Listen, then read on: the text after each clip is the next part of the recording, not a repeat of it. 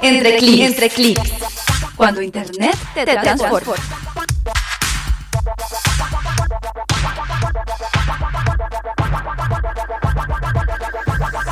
Bienvenidos una vez más a Entre Clics, el podcast de cultura digital del tiempo. Yo soy Linda Patiño, @LindaPC, y en el día de hoy vamos a hablar de un tema que de pronto para algunos podrá sonar a no tan grave, pero cuando uno lo analiza de pronto temas de fondo puede tener un poco más de impacto sobre la vida de estas personas. Y es, ¿en algún momento usted ha soñado y ha tenido la pesadilla de resultar una foto suya desnudo en internet? ¿O desnuda tal vez? Las personas pueden reaccionar de manera muy diferente frente a este reto, y es que a nadie le gustaría que se expongan sus partes privadas en internet de manera pública. Pero ¿qué pasa si ni siquiera existen materiales sexuales suyos, si no son montajes? Para hablar de esto, precisamente vamos a hablar con Amalia Toledo. Ella es activista por los derechos digitales de las mujeres y además miembro de la Fundación Carisma y miembro de la campaña Alerta Machitroll. Amalia, bienvenida. También vamos a hablar con Laura Giraldo. Laura es una fotógrafa experta en fotografía infantil que además fue docente y viene a contarnos su historia. Laura, bienvenida. Hola Linda, muchas gracias. Y también estamos con Sharon Durán, amiga de la casa, periodista de Mujeres, Ciencia y Tecnología, parte de la revista Smartphone y además de la editorial Intermedio. Sharon, bienvenida. Hola Linda, muchas gracias. Bueno, y como les venía diciendo, el tema de las violencias digitales contra las mujeres para algunos puede ser algo como light, ¿no? En realidad, la gente no se extraña de que existan insultos en internet. De hecho, la vez pasada estaba escuchando un podcast en el que un hombre le dice a una mujer que es activista por los derechos digitales de las mujeres, le dice, "Are you humorless?" No tiene sentido del humor. Es como, sí, para algunas personas esto es un chiste. Entonces, un poco... esta experiencia surge porque hay varias cifras que hablan de lo diferente que es ser una mujer en internet, de lo distinto que puede ser un hombre. O sea, en general, el hombre no tiene miedo a llegar a un foro de discusión porque si se enteran que es hombre lo van a echar de allí. No, eso le pasa a una mujer. La mujer normalmente tiene miedo a decir o utiliza name tags de videojuegos que sean como masculinos o neutros porque no quiere que se enteran que sea una mujer, porque si no le empiezan a decir que es muy mala en el videojuego. Esto pasa bastante. Una de esas es una investigación del periódico británico The Guardian que, analizando más de 70 millones de comentarios dentro de sus foros públicos en entradas de opinión, encontró que del top 10 de los que más reciben ataques en línea, 8 columnistas eran mujeres. Y los otros 2 eran hombres afroamericanos. Y que del top 10 de la gente que más comentarios horribles hacía, eran hombres blancos, 10 de 10. Entonces, con esa cifra, yo quiero invitar a Amalia a que nos cuente un poquito cómo es esa experiencia de ser mujer en internet. ¿Tú cómo ves ese tema de vivir la feminidad o la construcción de ser mujer en línea? Pues ser mujer en internet es lo mismo que ser mujer fuera de internet, donde se nos controla el cuerpo, se nos controla lo que hacemos, se nos controla la voz, lo que decimos, cómo lo decimos, se nos controla hacer críticas, se nos controla tener opiniones. Es exactamente lo mismo. Y internet pues parecía este espacio donde finalmente las voces todas las voces, diversidad de voces iban a ser escuchadas, y resulta que no es así. Resulta que sigue siendo predominantemente un espacio masculino. Y que viene, o sea, no solo desde un problema estructural en la sociedad, sino que viene de también los desarrollos tecnológicos, quienes están detrás de ellos. Y detrás de estos desarrollos normalmente solo hay hombres. Hay multiplicidad de ejemplos en desarrollos tecnológicos, ya no en lo digital, por ejemplo, el desarrollo de el airbag de los autos, ¿no? Que el primer desarrollo fueron todos hombres y ninguno se le ocurrió considerar estaturas, tamaños, nada, y pues ya sabrán las consecuencias que tuvo eso, hasta que se dieron cuenta que sus equipos debían de ser más diversos para considerar el tamaño de las mujeres, el tamaño de los niños, que es mejor tenerlos atrás, etcétera, una serie de cosas que los hombres no están tan conscientes, y sobre todo si no hay diversidad. Y eso pasa en Internet. Hablando de eso, yo creo recordar, y le voy a pedir a Sharon que me cuente su experiencia de cómo descubrió esa aplicación de deepfakes. ¿Te acuerdas del tema de los deep nudes? Una aplicación que servía básicamente para hacer un montaje de una foto de un desnudo sobre el rostro de cualquiera. Es decir, uno tenía la foto de la persona, la foto de, no sé, una amiga o de quien fuera, y le ponía un cuerpo sexual encima. Y si era un bikini era mucho mejor, era mucho más realista ese resultado. Sharon, cuéntanos cómo fue ese tema de los deep nudes. Bueno, lo primero que hay que decir de esto es que yo considero que todas las herramientas tecnológicas, así como Internet, son, digamos que una fiel fotografía de lo que somos como sociedad. En ese sentido surgen estas aplicaciones que no, es decir, casi nunca van a tener una muy buena, digamos, un buen propósito, sino que pueden desprestigiar finalmente a una persona. Entonces, precisamente como somos el fiel reflejo de lo que somos como sociedad, se están creando como este tipo de aplicaciones que no solamente pueden poner en tela de juicio a una mujer, sino también a cualquier persona, pero que en su mayoría de casos es utilizado en contra de las mujeres. De hecho, en el caso particular de Deep Nudes, pasaba que esta aplicación, creo que se llamaba Fake App, si no estoy mal, fue diseñada por un hombre, y él decía que la había diseñado específicamente para mujeres. O sea, tú ponías el cuerpo de un hombre y no funcionaba porque te iba a mostrar pues el cuerpo de una mujer desnuda. Y la razón por la que la dieron de baja luego de un par de semanas no fue por el escándalo que hicimos muchas frente al tema de la sexualización del cuerpo de la mujer o el tema en general de esa violencia, sino porque estaba teniendo demasiada demanda. Entonces los servidores estaban cayendo y dijo, vengan, yo no esperaba que la demanda fuera tanta y pues no le va a meter plata a esto para poderle dar soporte y que ustedes lo usen. Pero es que también, pues esto es un problema que no solo viene de Internet, y esto lo tenemos que entender. O sea, realmente desde que estamos en el colegio, y a quien no le ha pasado que ha cogido un anuario de los que quedan en la biblioteca y está lleno de bigotes y pues senos y cosas que le pintan encima. Esto literalmente es un reflejo de esa misma actitud infantil con la que tomamos pues a los otros seres humanos. Y bueno, que ocurre mucho con las mujeres, pero también ocurre con los hombres. Y realmente, ¿qué necesidad tenemos de tener este tipo de comportamientos en la red?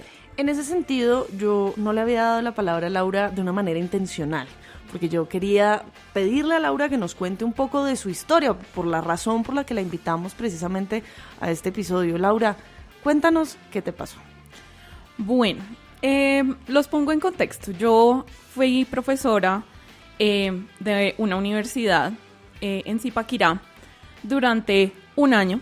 Tuve estudiantes de varios semestres, 7 clases diferentes, cosa loca. El caso es que yo un día, después de dejar este trabajo, recibí una llamada, y esto fue ya bien como un semestre después de dejar el trabajo.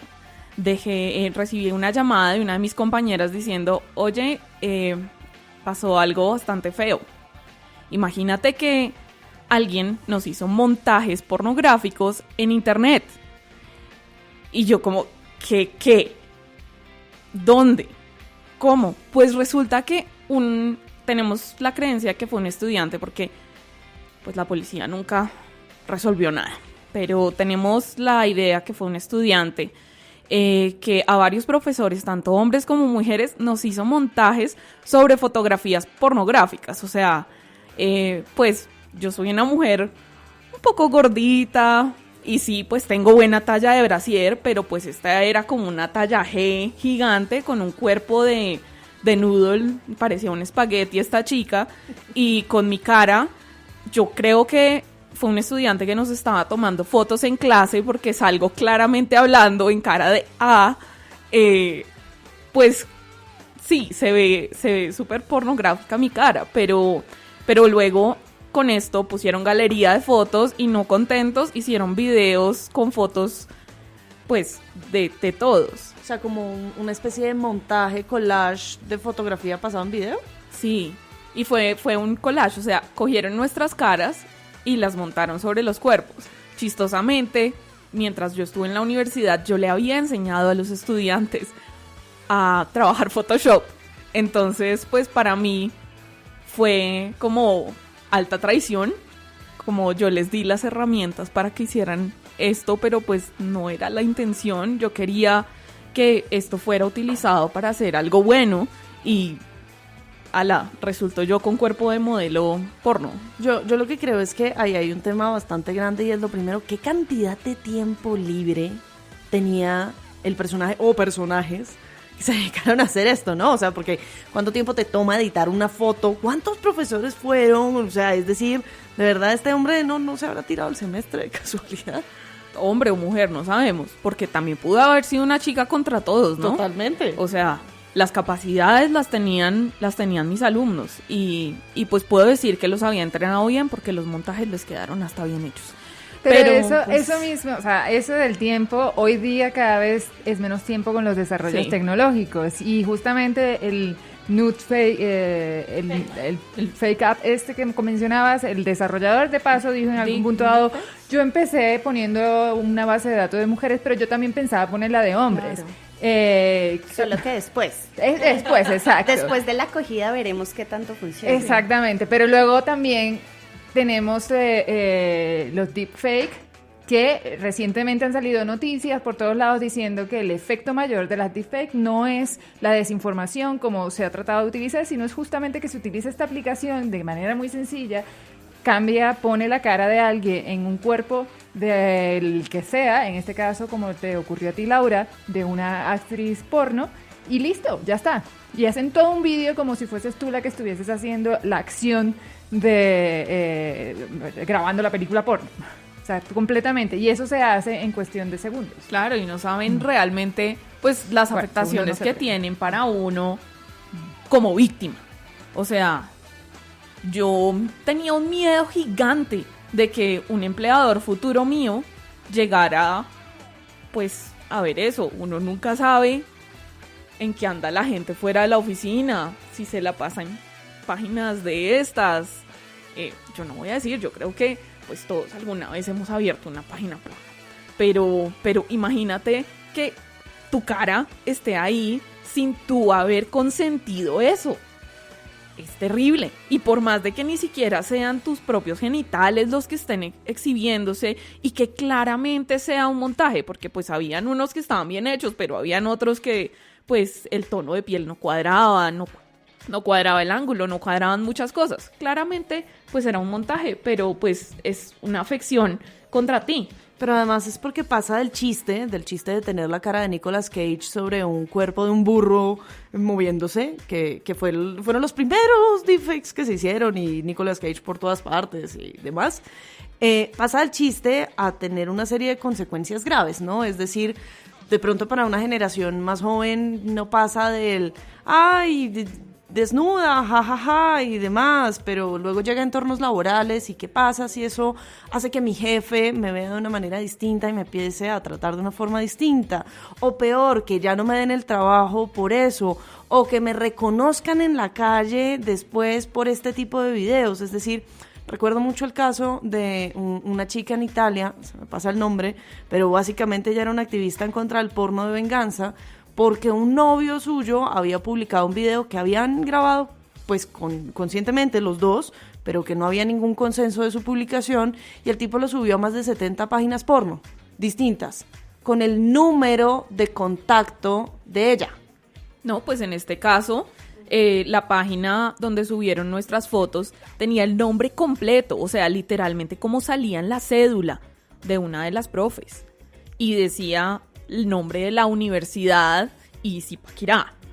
Era muy fuerte porque pues realmente estaba inclusive pues nuestra información personal ahí, y en los nombres de los profesores estaban en el video.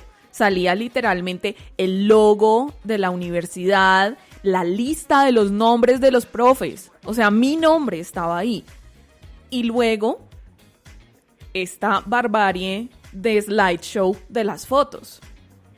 Y es que hay otro tema que yo pienso que vale la pena resaltar, ya que Laura también nos está como comentando su caso específico, y es que también tenemos como una especie de vacío legal con respecto a esto. Si bien tenemos claro que pues a cualquier persona le puede suceder, la mayoría son mujeres, y en muchos casos, que por supuesto no es el caso de Laura, en muchos casos es un exnovio, una expareja, tratando de precisamente vengarse de su ex esposa o exnovia o lo que sea.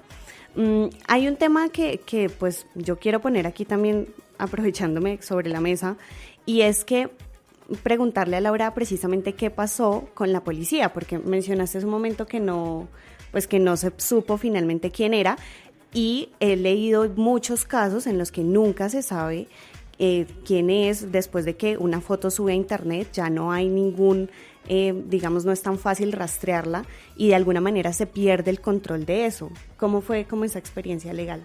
Bueno, la experiencia legal, acá les cuento lo que viví de segunda mano, porque en esa época yo estaba pues de salida del país para ir a estudiar. Entonces el 4 de agosto de 2017 a la profe con la cual le crearon la cuenta con nombre completo, le mandaron un mensaje por Facebook, un X.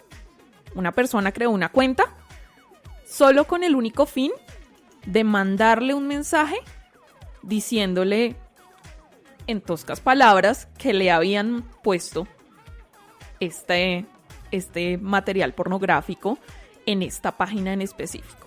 O sea, literalmente fue como directo al grano. Le fue y le dijo, mire lo que le hice. Y inmediatamente esa cuenta dejó de existir. Posteriormente, el 8 de agosto, ella nos reunió a todos, nos dijo, miren, esto pasó, pues nos fuimos enterando poco a poco. A mí me contó una profe, no ella directamente, sino otra, que no fue afectada, para que hiciéramos la denuncia en conjunto. El 8 de agosto de 2017 se puso esa denuncia en la policía.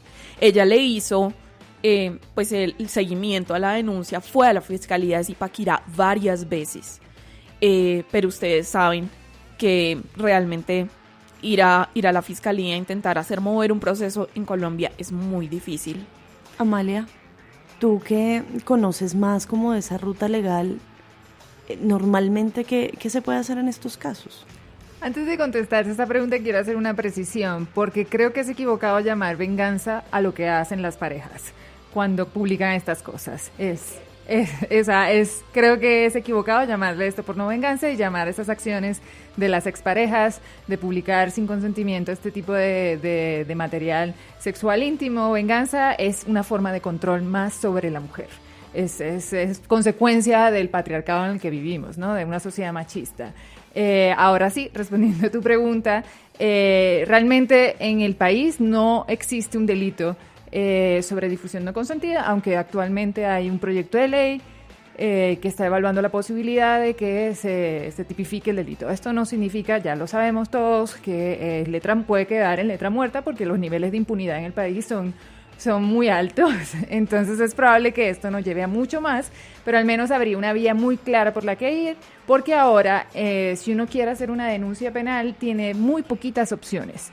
Tiene o irse con la ley de protección de datos, que es la mejor cita que hay, o tratar, qué sé yo, acoso sexual, puede ser otra opción. Libre del derecho a la vida libre de violencia, la 257. Ahí hay algunos delitos que están con el acoso sexual, pero realmente no hay. Y luego tienes un sistema totalmente machista que cuando llegas y te dices, y vas y haces una denuncia como la que hicieron Laura y las demás profesoras que estuvieron ahí, te dicen, pero ¿para qué lo hiciste? En el caso de ustedes estaba bien difícil que te contestaran eso, porque era un montaje. Pero normalmente es como, ¿para qué te dejaste tomar esta foto? ¿Para qué tomaste el vídeo? ¿No? Pero Y es que empieza la revictimización. No es ni siquiera tu cuerpo. Pues yo casualmente estuve leyendo unas historias de una chica a la que le pasó lo mismo, y su caso, después de que ella puso la denuncia, terminó en la SIJIN. Y la SIJIN le dijo que la mejor opción para poder, digamos, atrapar a la persona, porque ella sabía quién había hecho esto, era que ella nuevamente estuviera con esa persona y prácticamente cogerlo pues digamos en flagrancia, pero además también le recomendaban que mejor no hiciera eso, porque si lo hacía de pronto podía ser peor para ella. Y es una tristeza que se hace a la respuesta, porque básicamente lo que nos dicen las autoridades a las mujeres es: no disfrutes tu sexualidad, no tengas sexualidad. Básicamente es la respuesta que estamos recibiendo, como si nosotras mujeres también no fuésemos seres sexuales que disfrutamos de nuestra sexualidad y que queremos jugar con nuestra sexualidad. Yo creo que este tema está para darle de largo. Tenemos un montón de cosas todavía por abordar. Pero nada, vamos a una pausa y ya regresamos.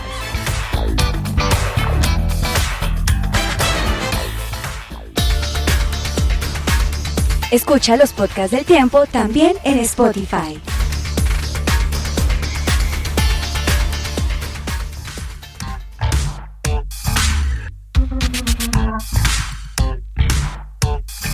Y regresamos a Entre Clics, el podcast de cultura digital. Yo soy Linda Patiño, @LindaPC, y hoy estamos hablando precisamente de cuál puede ser el impacto de ver una imagen de un desnudo de una persona en internet, que de pronto no es suya, de pronto no es su cuerpo. ¿Cuál ha sido esa respuesta legal? Laura Giraldo, que nos acompaña, ella es fotógrafa profesional dedicada a niños, y además nos estaba contando su historia frente a cómo le hicieron un vil montaje sexual en una de las universidades en las que dio clase.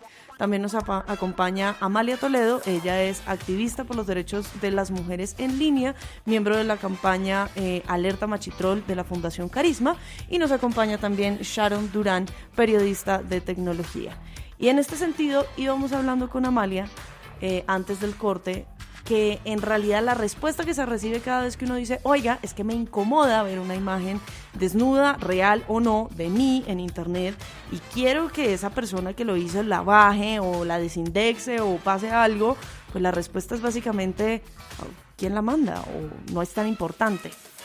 Sí, efectivamente, las autoridades tienen muy poca sensibilidad sobre este tipo de cosas y todavía ven Internet como un espacio ficticio, como que lo que sucede ahí no es real, cuando nuestras vidas transitan tanto en lo físico como en lo analógico como en lo digital, ¿no? Todo lo hacemos en lo digital, así que ¿cómo me van a decir que eso no es real cuando es completamente real? Todo está sucediendo, de hecho, por ahí, ¿no? Y luego también hay una cuestión de falta de recursos, o sea, también hagamos esta otra parte que es real también, hay una falta de recursos, porque identificar a una persona que haya podido cometer esto, pues no es una labor tan sencilla. Se necesita un equipo, se necesita gente que esté preparada, que sepa cómo hacerlo para identificar la IP desde donde se envió, y eso no, aún así, en el caso de Laura entiendo que parece que fue desde un café internet que se hizo, y se puede identificar el IP de donde fue el café internet, pero no necesariamente a la persona. Entonces eso también crea unas dificultades, y para eso se necesita recursos, capital humano y recursos técnicos para poder hacerlo. Y también uno tiene que tener en cuenta que finalmente nosotros tenemos una crisis judicial, es decir, no hay suficientes jueces para poder asumir todos los procesos, todas las demandas, todas las investigaciones fiscales. Todos tienen un arrume de procesos enorme, y pues ahí están las vidas, los sentimientos, las emociones, las esperanzas de la gente ahí acumuladas en un montón de papeles, que pues uno también sabe que es muy difícil hacerle trazabilidad. Pero bueno, yo quería enfocarme un poco, Laura, que nos contaras cómo fue ese darte cuenta, ese proceso tuyo de asimilar lo que había pasado y cómo seguir adelante. Bueno, el día que me llega este mensaje, como les cuento, yo quedé en shock. Me pegué mi berreada. No voy a decir que no. Me pegué mi berreada. Pero después, pues, yo me puse a pensar, ok, bueno, ¿qué puedo hacer frente a esto? Entonces, pues, lo primero, le avisé a mi familia, ¿no? Pues, para que no crean que puse en mi hoja de vida ahí en las líneas bajas actriz porno. Le avisé a mi familia. Cuando le conté a mi mamá y a mi abuelita, ellas también se me unieron a la berreada. O sea, fue súper terrible, especialmente porque fue muy duro contarle a mi mamá y a mi abuelita que me habían hecho esto. Y mi papá se puso rojo. Mi papá es la persona más calmada de este universo y se puso rojo, estaba furioso. Yo creo que él estaba más bravo que yo.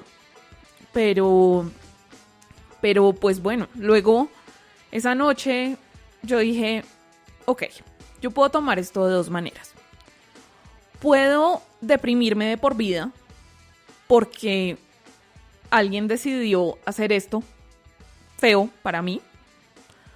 O puedo verle, pues, el lado un poco jocoso a la vaina. Porque, pues, finalmente yo tampoco me puedo quedar en ese rin de por vida de me hicieron esto. Es una realidad. Pasó. Dolió y duele un poco todavía. Pero, pues, yo decidí simplemente cogerlo un poco por el chiste de, pues, bueno, tengo una nueva profesión en la hoja de vida. Ahora también tengo la línea de actriz porno. Y lo cuento como un chiste porque duele menos que llorar cada vez que lo cuento. No porque no duela todavía, sino porque psicológicamente me ayuda. Ay, me voy a poner a llorar otra vez. Lau, eres muy valiente, gracias por contarnos. No, y realmente, pues, o sea, yo siempre le contaba a mis amigos así como chiste, pero pues estar en este espacio como que me volvió a traer los sentimientos de esa primera vez que vi esas fotos. Y pues es que también ahí me dio en el ego de profesora, ¿no? Cuando tú le entregas tanto a un grupo de estudiantes y que ellos te hagan esto, o alguno te haga esto, es muy duro.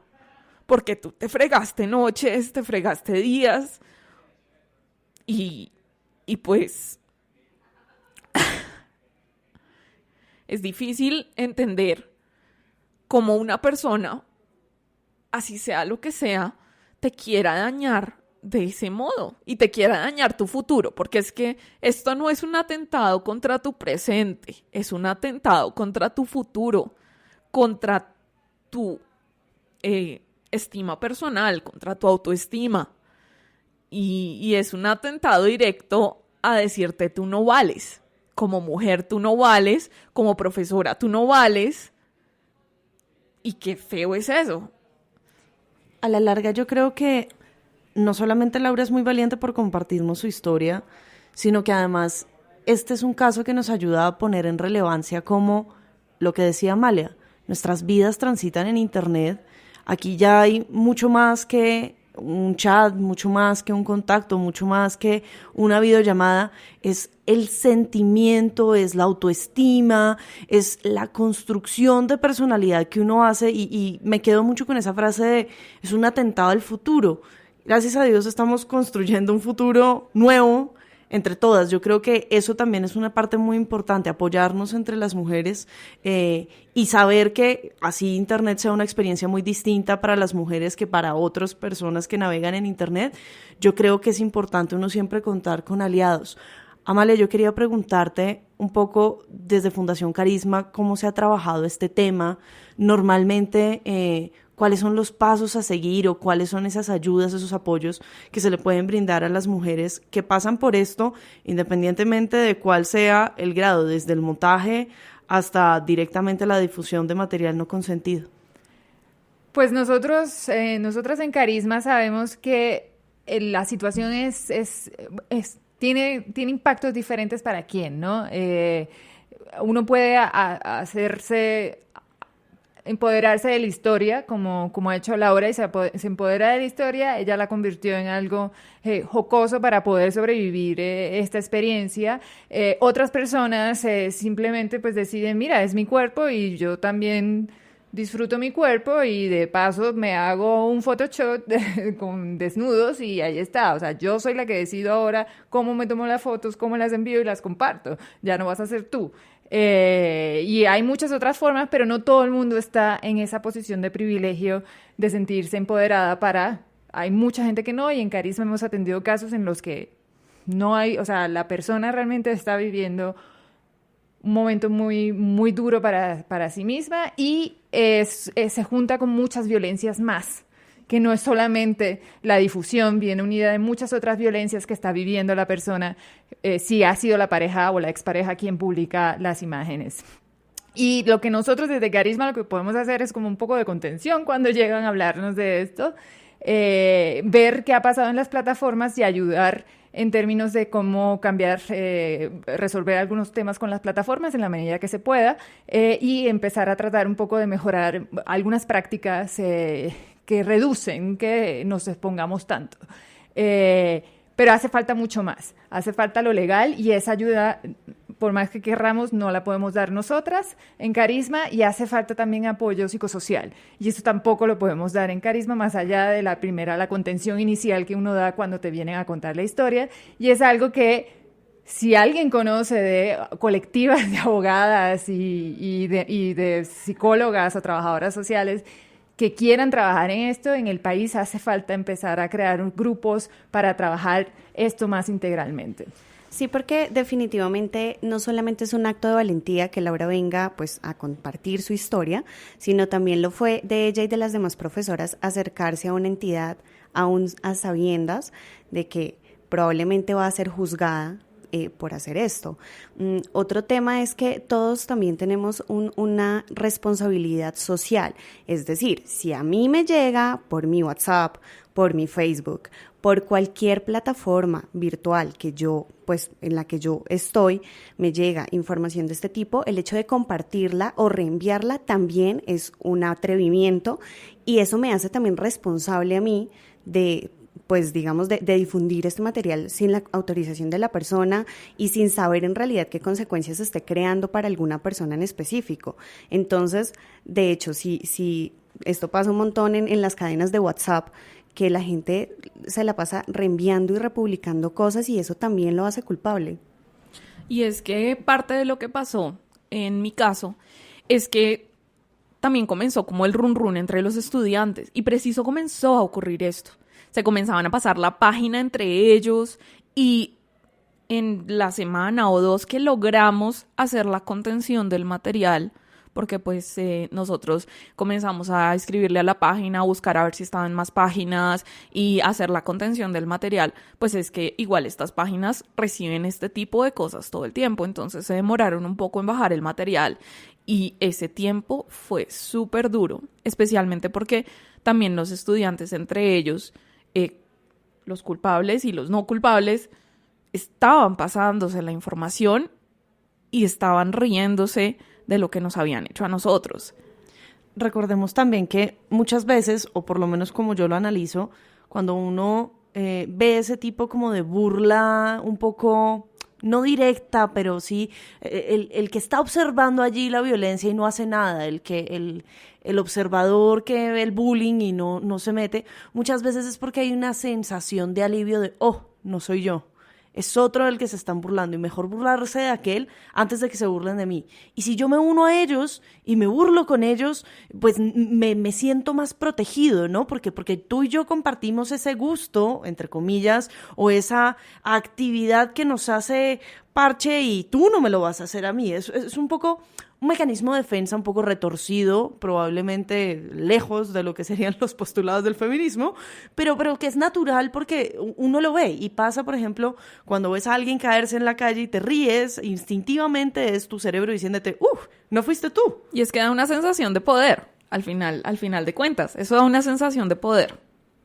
Pues es que lo que le pasó directamente a Laura es una burla al poder. Eran los profesores de los que nos estamos burlando acá entre los estudiantes. Lo que pasa es que esto, mucho más allá de quedarse en una burla del poder, que pues es un ejemplo de lo que dices, que si hay alguien en la calle y se cae, instintivamente tu cerebro se ríe. Si yo voy caminando y un profesor se cae, probablemente suceda lo mismo, pero en este caso hay una cosa que trasciende, y es que no solamente fue una burla al poder, sino también fue un aprovechamiento de las herramientas que los mismos profesores que les dieron, pero para algo negativo, y además de todo, una agresión en contra de los cuerpos de las mujeres. Y lo más triste es que eran estudiantes de comunicación social y periodismo, o sea, estamos hablando de periodistas o futuros pseudo periodistas, futuros periodistas que están haciendo este tipo de cosas. Yo, ¿cómo voy a confiar en esos profesionales en el futuro? De hecho, nosotros en El Tiempo tenemos una campaña que aprovecho para recomendarles que pasen y la vean.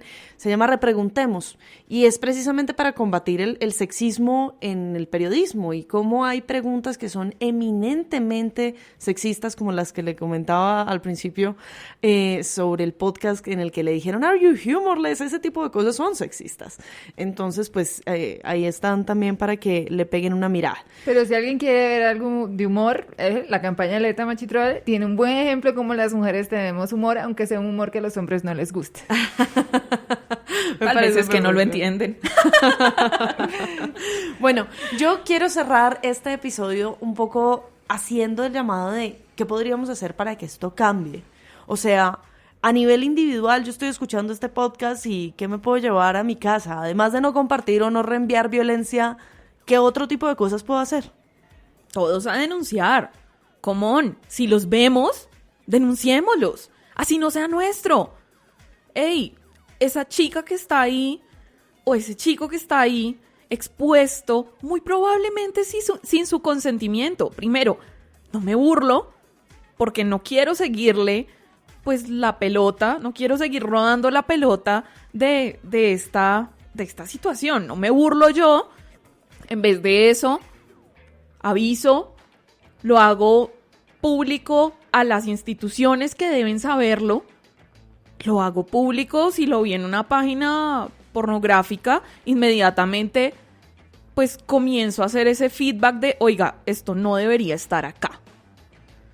Y pues unirnos como mujeres, unirnos como sociedad para que se haga algo para cambiar la ley. Es imposible que hoy en día llevamos ya con internet más de 17, más de 15 años, cumplimos 20 años con internet. Come on, gente, tenemos que regular esto, pero no es cuestión de regular la anonimidad, es cuestión de regular lo que nosotros hacemos en internet y cómo estamos afectando a las otras personas.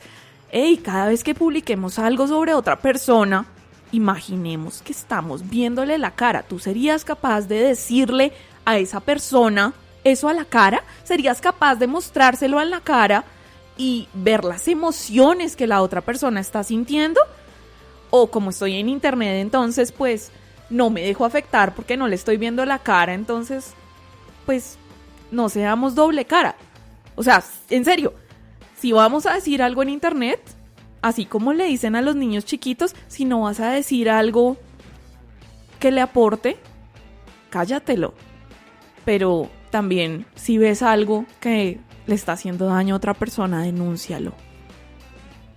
Absolutamente, me uno en parte a la denuncia, no solamente desde la parte de yo no tuve nada que ver, sino también de las mujeres. Es decir, este tipo de actos, a pesar de que no tengan una legalidad, digamos ya dicha, que podamos decir abiertamente, si una persona hace o deja de hacer esto, su penalidad es de tanto, a pesar de que no tengamos aún claro ese tipo de, digamos, de medidas, no es momento de guardárselo, no se deben sentir culpables, sino que todo lo contrario. Esto es una oportunidad para hablarlo. De hecho, recientemente ya se han incrementado las cifras de denuncias por este tipo de delitos en algunas regiones del país, como Cundinamarca, como Antioquia. Y esto nos abre un panorama de decir, esto está sucediendo, sobre esto hay que hacer algo, y precisamente ese es el camino que vamos a tomar. Pues definitivamente lo que han dicho mis compañeras, totalmente de acuerdo con eso. Adicional, si está siendo víctima de la difusión no consentida de imágenes con contenido sexual, existe una plataforma con la que hemos colaborado, de una colectiva latinoamericana que se llama coso.online, donde hay información de qué puedes hacer en las plataformas de redes sociales habituales y también en algunas plataformas de pornografía. Y también hay un análisis de cuáles son las opciones legales en este momento, aunque sabemos que pues quizás sirvan como para que exista un registro y demostrar, si hacemos denuncia, y demostrar la magnitud del problema, pero a lo más probable seamos realistas, no tengamos una solución legal que se nos presente, pero hay unas vías, hay unas opciones, y siempre que tengamos una situación como esta, no hay que quedarse sola o solo. Esto hay que ir a buscar quien te abrace, quien te ayude con esto, porque sabemos, estamos en una sociedad toda conservadora, machista, que nos culpabiliza por muchas cosas, sobre todo a las mujeres, y necesitamos ese apoyo entre nosotras para que esta situación, sentirnos un poco más cobijadas y recogidas y empezar a tratar de transformar estas conductas. Yo creo que el tema que uno debe también llevarse es, el tema no está en tomarse fotos sexuales, el problema no es hacer sexting, el problema aquí es un tema de sextorsión, el problema es no conocer las herramientas para hacer sexting seguro, el problema es un entorno en el cual compartir las imágenes íntimas de tu pareja es normalizado y está bien. Estos chats de WhatsApp llenos de imágenes de mujeres, de novias y de demás. Yo creo que aquí lo que nos queda un poco, como decía Amalia, es tener en red, tenernos de apoyo. Acá las puertas abiertas para todas aquellas personas que quieran compartir sus historias, así como lo hizo Laura esta vez. Eso ha sido un privilegio y un honor tenerlas acá. Hoy estuvimos con Amalia Toledo, ella es activista de la Fundación Carisma y de la campaña Alerta Machitrol. Estuvimos con Laura Giraldo, quien nos compartió su historia y además es fotógrafa especializada en bebés. Y estuvimos con Sharon Durán, que también es periodista de tecnología de la revista Smartphone y editora de la editorial Intermedio. Y yo soy Linda Patiño, @LindaPC. Esto fue Entre Clics, el podcast de cultura digital del Tiempo.